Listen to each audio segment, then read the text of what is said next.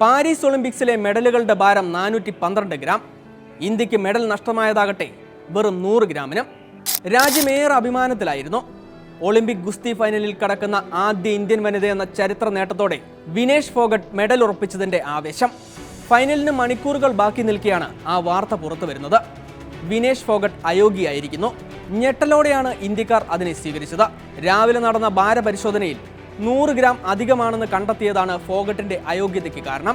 Olympic ഗുസ്തിയിലെ നിയമപ്രകാരം ഫോഗട്ടിന് ഇതോടെ മെഡലിന് അർഹതയില്ലാതാകും.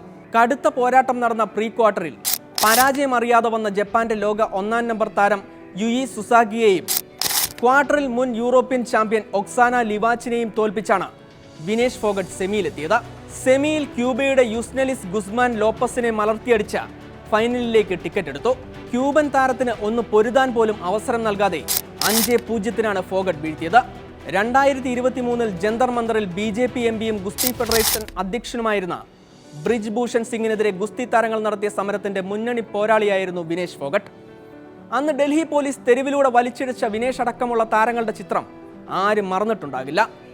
ആ പ്രതിസന്ധികൾക്ക് മുന്നിൽ പതറാതെ പൊരുതിയ അതേ വീര്യത്തോടെ വിനേഷ് ഫോഗട്ട് ഒളിമ്പിക് ഗുസ്തി ഫൈനലിലെത്തിയതിനെ കാവ്യനീതിയായി കണ്ടവരുമുണ്ട്.